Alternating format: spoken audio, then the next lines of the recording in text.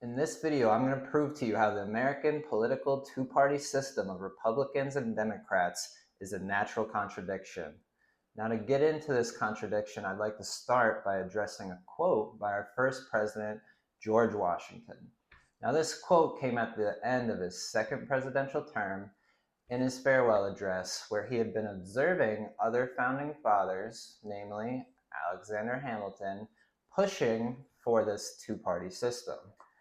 Now, George Washington said, "The alternate domination of one faction over another, sharpened by the spirit of revenge, natural to party dissension, which in different ages and countries has perpetuated the most horrid enormities, is itself a frightful despotism." Now, what George Washington is saying here is two rivals pitted against each other over periods of time, fighting for power, are naturally going to fight, and as he uses the word revenge, they're going to be doing things out of good faith.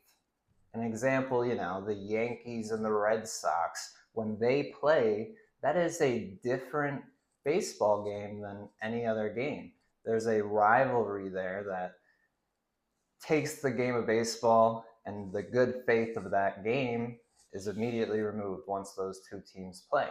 Now, the natural contradiction between Democrats and Republicans comes from the place that Democrats believe in progressive values and moving the country in a specific way, and then Republicans believe in conservative values and keeping the country a certain way. Now, the natural contradiction in this comes from the fact that a president shouldn't be coming in and looking for either one radical ideology or the other radical ideology. What a president should be running their election on is, these are the things that are working in the country, and through observing just statistical data and behaviors of civilization, here are some things that need to be tweaked and addressed. Now, before getting into this further, I'd like to bring up an analogy with the human diet. First, we don't even use the word diet correctly. You don't go onto a diet. You have a diet currently. You either have a good diet, a mediocre diet, or a bad diet.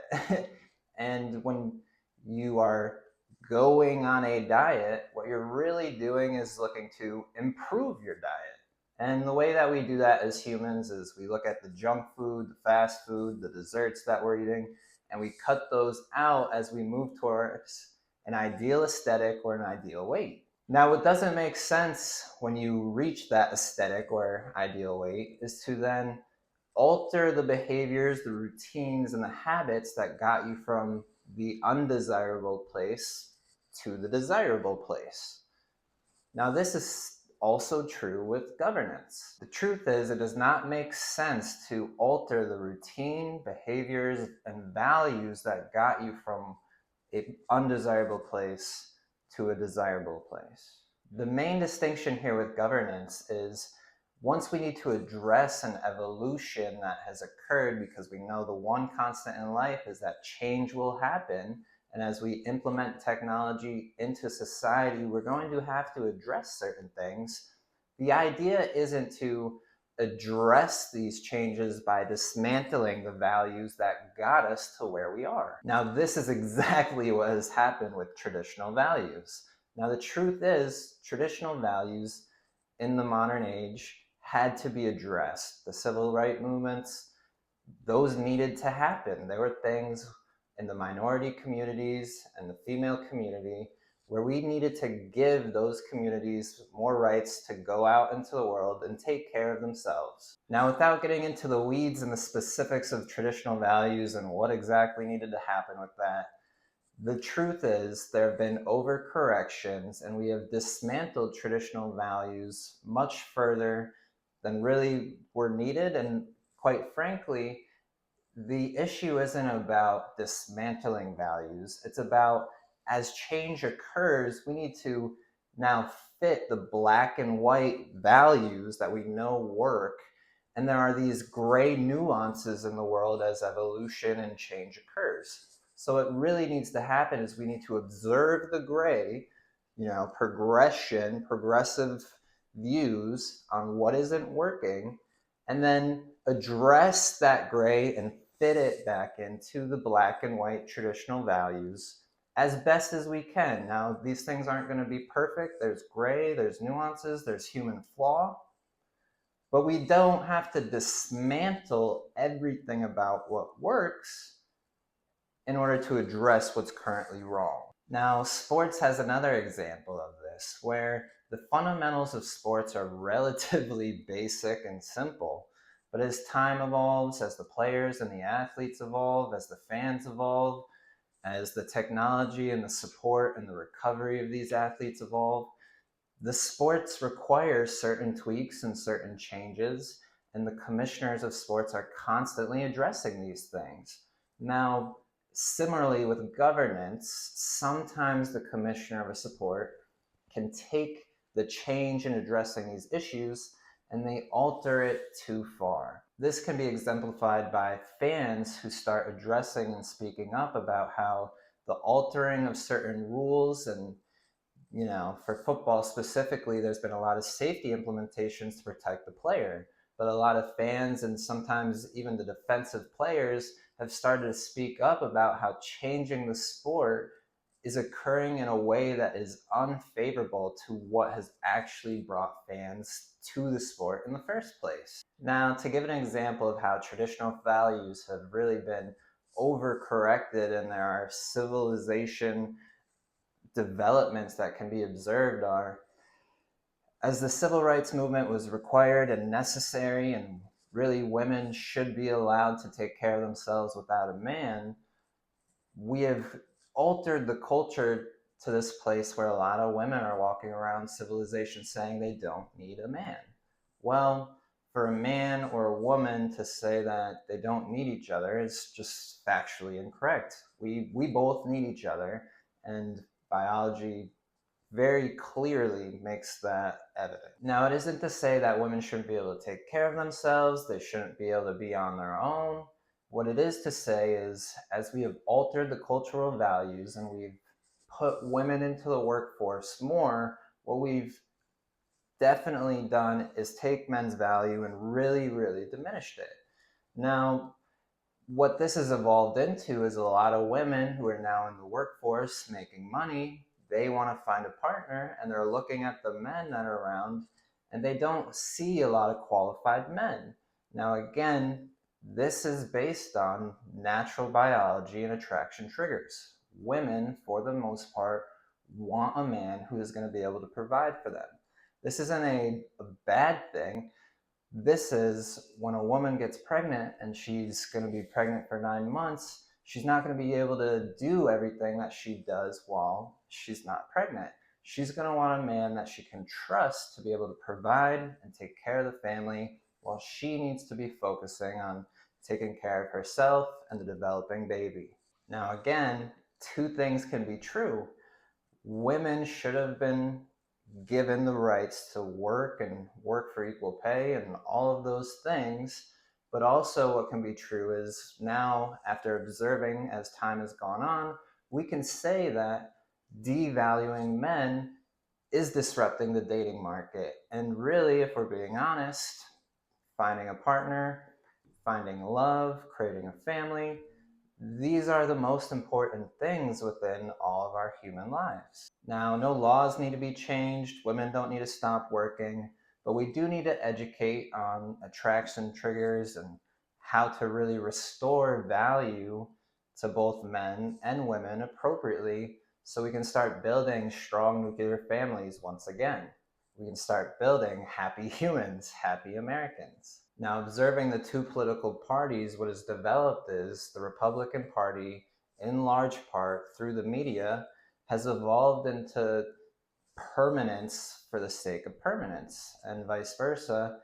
The Democratic Party has gotten to a place where they want change for the sake of change. Now, this contradiction really hurts American culture and governance because every 4 to 8 years, the Democrats hand it back over to the Republicans and the Republicans hand it back over to the Democrats.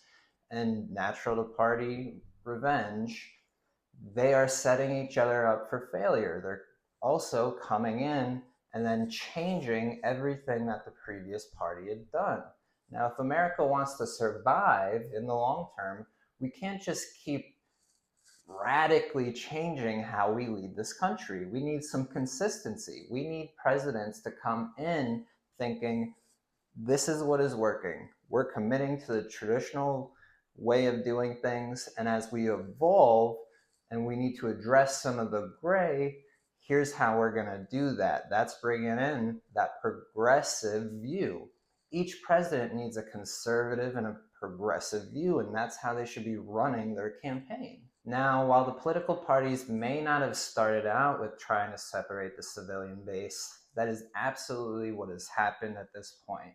The two political parties are being utilized, and they're really on the same team at this point, to specifically and intentionally divide the American people into two separate groups. This is why when there's a news occurrence and you watch from the middle ground a liberal view and a conservative view, the retelling of the story is completely different, and it's very biased to what each political party prefers. Now, this isn't done to tell you the truth. This is done to keep you and your neighbors separated from one another. Now, how have they done this so successfully?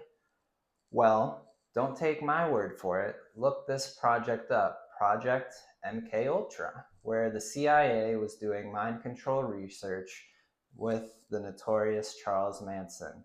I'll leave a link below. Again, don't just take my word for it.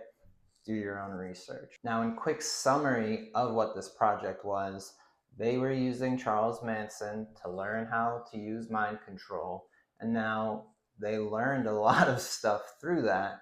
Are we as Americans supposed to believe that they did this research and then did nothing with it? No, what is most likely is they used the research to now keep the civilian American base separated from each other. Now, what is really important is Americans must start rejecting this two-party system and the ideologies that are contradicting to actual change and actual success of governance. We can't keep switching from one radical ideology to the other.